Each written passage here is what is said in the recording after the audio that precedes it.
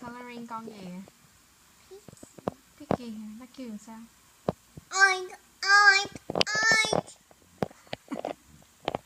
Color gì thấy ghê quá vậy? Nhiều màu quá vậy? Too much color Hannah.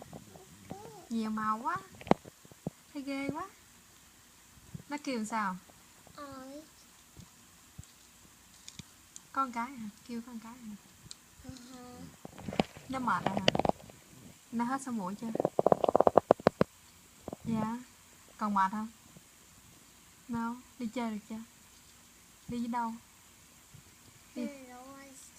I don't away and I go shopping slide. Đi đâu nữa? Đi shopping, đi slide để đi đâu nữa? Đi đâu nữa? Một đống màu ở trong cái con Piggy của con. Không biết màu gì luôn. Yes. Nhiều màu quá, đâu có đẹp đâu. Đẹp không? Đẹp lắm hả? Là thích không? Nhìn lại cái Piggy đẹp hả? Ai sơn vậy? Mí. Mí. Wow.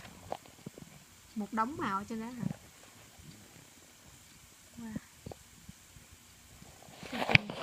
Không có mắt luôn. Hồi nãy mẹ sửa lại tí xíu cho Hannah rồi có con mắt, giờ sao nó mất mắt luôn vậy? Hannah đang sơn cái miệng nữa hả? Mẹ sửa lại cho Hannah rồi Hannah sơn nữa.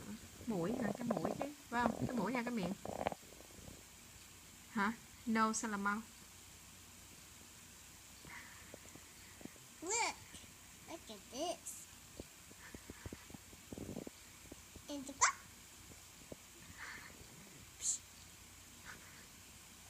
You want more colors in the house? No. Too much color. Sơn nữa hả? Sơn hoài vậy? It's apple stop. Hả? It's my apple stop. I see apple stop. Too much color Hannah? It's okay. No, it's not okay. Yes, yes. It's not okay. Yes. Thì ghê quá. Chưa thấy con heo nào nhiều màu vậy. Piggy của Hannah sao nhiều màu vậy?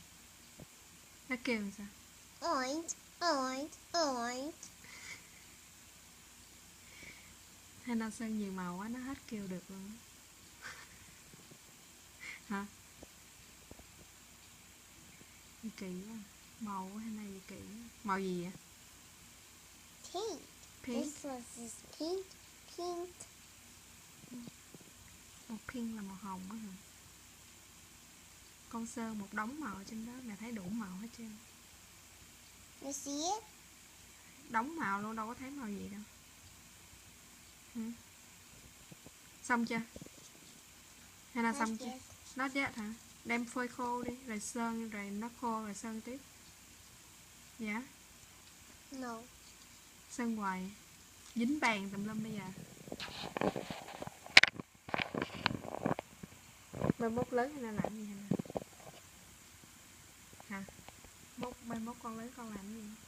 Colors. Con color hả? Làm họa sĩ nè.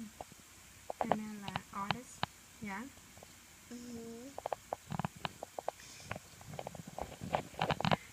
Oh my gosh.